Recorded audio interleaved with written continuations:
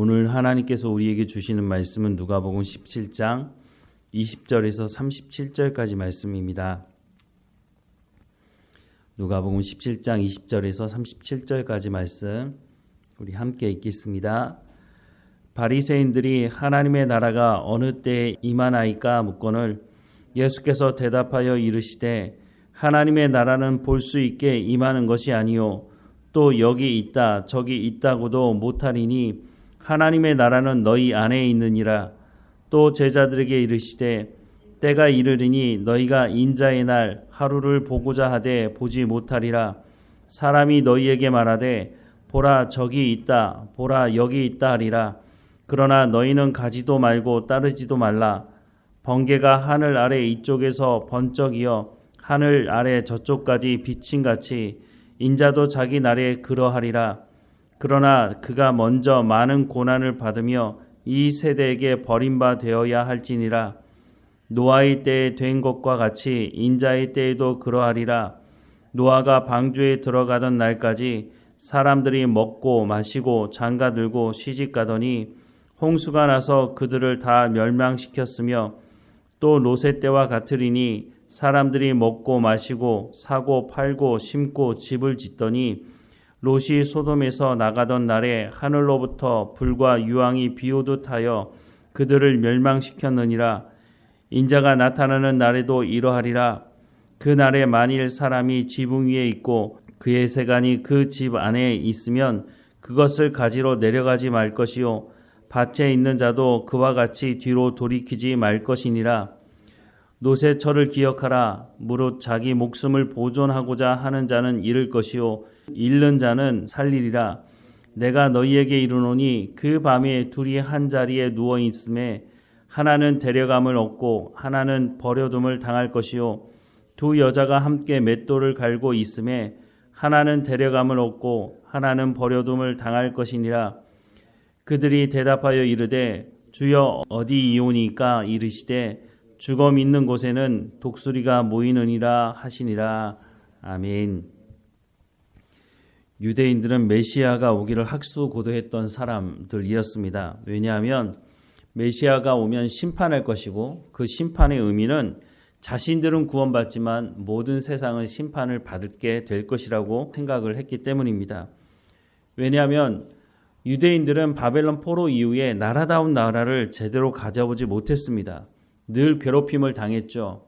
로마에게, 그 전에는 헬라에게, 또 그 전에는 페르시아에게 여러 나라를 통해서 괴로움을 당했던 이 유대인들의 입장에서는 메시아가 와서 우리를 구원해주고 우리를 괴롭혔던 그 모든 나라들에 대해서는 심판할 것이다 라고 하는 생각들을 가지고 있었다는 것입니다. 예수님이 오셔서 사역을 하실 때 이 사람들이 예수님의 사역을 보면서 이분이 메시아가 아닐까 하는 생각을 했죠. 많은 병자를 고치고 먹는 문제를 해결하시니 예수님을 왕 삼으면 우리가 나라를 회복할 수 있겠구나. 우리가 풍요를 누릴 수 있겠구나.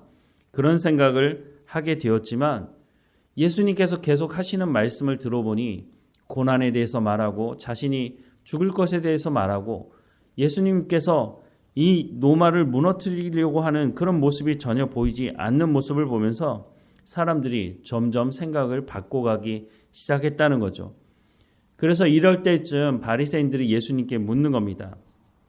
오늘 보면 20절과 21절에 보면 바리새인들이 하나님의 나라가 어느 때에 임하나이까 묻거늘 예수께서 대답하여 이르시되 하나님의 나라는 볼 수 있게 임하는 것이 아니요 또 여기 있다 저기 있다고도 못하리니 하나님의 나라는 너희 안에 있느니라 라고 말씀을 하고 있습니다. 바리새인들이 이 질문을 한 것과 예수님의 대답은 상당히 거리가 있어 보입니다. 바리새인들이 요구하는 것은 하나님의 나라가 임할 때는 우리가 다 알 수 있게 임하는 것이 아닙니까? 그런데 예수님께서 오셨는데 그 종말은 아니라고 하는 것입니다. 예수님이 그러니까 세상 종말 마지막 심판 때를 앞서서 미리 오셨다고 하는 것을 말씀하고 있는 것이죠. 노아가 방주에 들어가는 날에 비가 와서 홍수가 나고 사람들이 죽어갈 그때에야 이것이 노아가 방주를 지으면서 했던 그 말이구나 라고 하는 것을 그때서야 깨닫게 되었다고 성경은 말씀해 주고 있습니다. 아무리 눈으로 봐도 아무리 귀로 들어도 그것이 무엇인지 사람들이 깨닫지 못하는 것이죠. 30절 말씀해 보면 인자가 나타나는 날에도 이러하리라 라고 말씀하고 있습니다. 그래서 주님 다시 오시는 그 심판의 때에 사람들이 그것이 무엇인지를 깨닫지 못하고 그 종말을 맞게 될 것이라고 말씀해 주고 있는 것이죠. 그런데 예수님께서 하나님의 나라가 너희 가운데 있다라고 말씀하는 것은 그 세상 마지막 종말을 말씀하는 것이 아닙니다. 예수님께서 이 땅에 미리 오셨다고 말씀하는 것을 말씀해 주는 것이죠. 또 오늘 말씀해 보면 예수님께서 이런 말씀도 하십니다. 그러나 그가 먼저 많은 고난을 받으며 이 세대에게 버림바 되어야 할지니라 라고 말씀합니다. 유대인들이 기대하는 종말과는 전혀 다른 말을 하고 있습니다. 아니, 메시아가 오면 세상 종말이 되면 세상 사람들은 심판을 받고 우리는 구원받을 것인데, 아니 메시아가 와가지고 많은 고난을 받는다고? 이거는 뭐 도대체 이해할 수 없는 말이라고 하는 것이죠. 그런데 중요한 것을 예수님께서 말씀하고 있는데 이 앞서에도 말씀을 드렸지만 세상의 마지막 종말을 앞두고 예수님께서 미리 오셨다고 말씀하고 있다는 것입니다.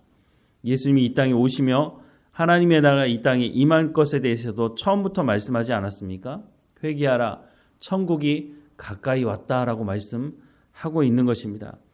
그러면 왜 예수님께서 미리 오셨을까? 이 말씀은 사실 구약에 이미 기록된 말씀이기도 합니다. 하나님께서 아브라함을 부르실 때 뭐라고 말씀하셨습니까? 아브라함 너를 통해서 세계 모든 민족이 복을 받게 될 것이다.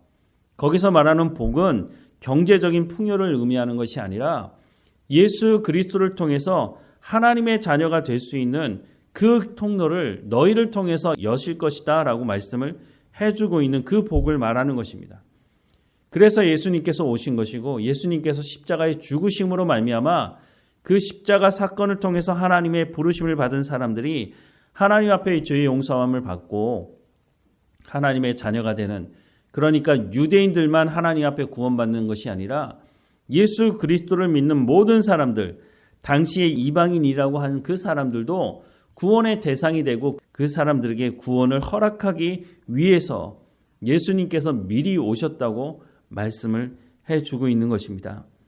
어찌되었든 사람들은 종말에 대한 관심이 참 많습니다. 그때나 지금이나 종말에 대한 관심이 많고 이런 심리를 이용하는 이단도 있지 않습니까?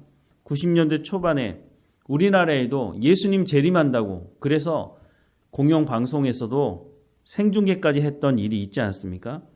그렇게 사람들은 종말에 관심이 참 많습니다. 그런데 예수님께서 이런 말씀을 하십니다.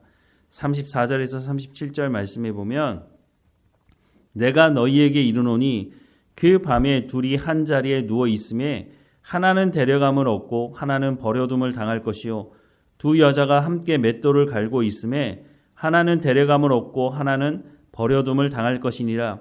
그들이 대답하여 이르되 주여 어디 오니이까? 이르시되 죽음 있는 곳에는 독수리가 모이느니라 하시니라 라고 말씀을 하고 있습니다. 이게 도대체 무슨 말일까요?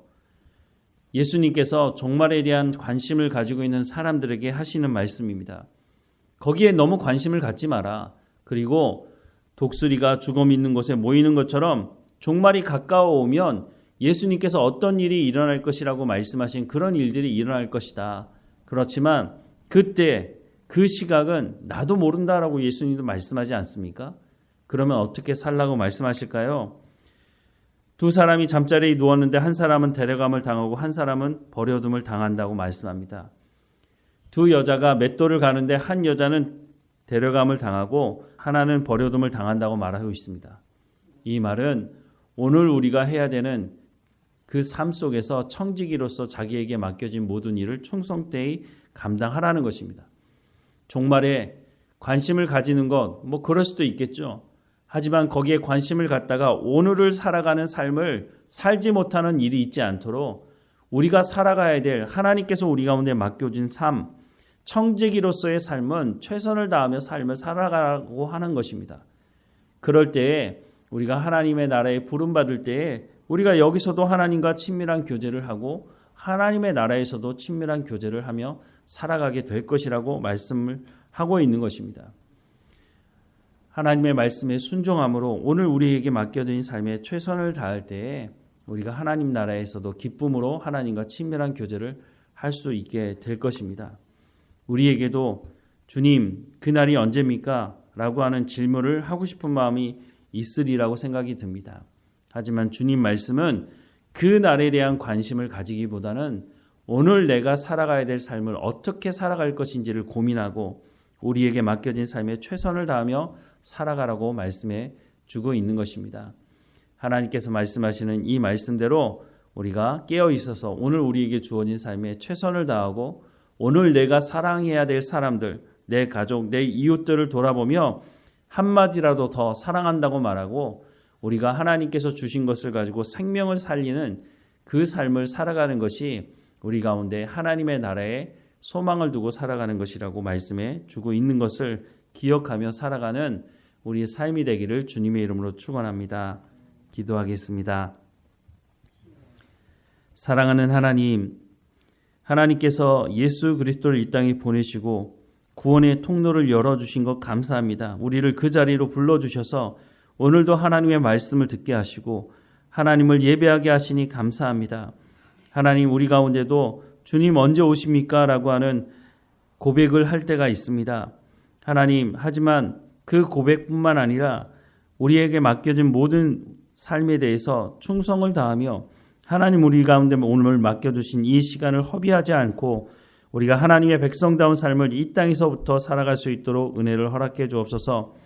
영생은 우리가 죽음 이후에 하나님의 나라에 가서부터 시작하는 것이 아니라 예수 그리스도를 영접하고 하나님의 말씀에 순종하는 삶을 통해 시작되는 것을 말씀하고 있사오니 오늘 우리에게 맡겨진 삶에 허비하지 않고 충성을 다하며 감사하며 살아가는 우리의 삶이 될 수 있도록 오늘 하루를 하나님과 동행하는 삶을 살아갈 수 있도록 은혜를 허락해 주옵소서.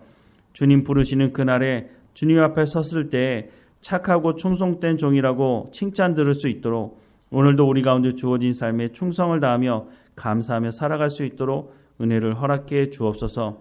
하나님의 말씀을 마음에 새기게 하시고 아브라함을 통해서 하나님의 역사를 일으켜 세우셨던 것처럼 오늘 나를 통해서 하나님의 언약의 말씀이 흘러갈 수 있도록 하나님의 구원하심이 이루어져 갈 수 있도록 우리의 삶을 주관하시고 인도해 주옵소서. 오늘도 우리와 함께 하시는 하나님께 감사하고 예수님의 이름으로 기도드립니다. 아멘.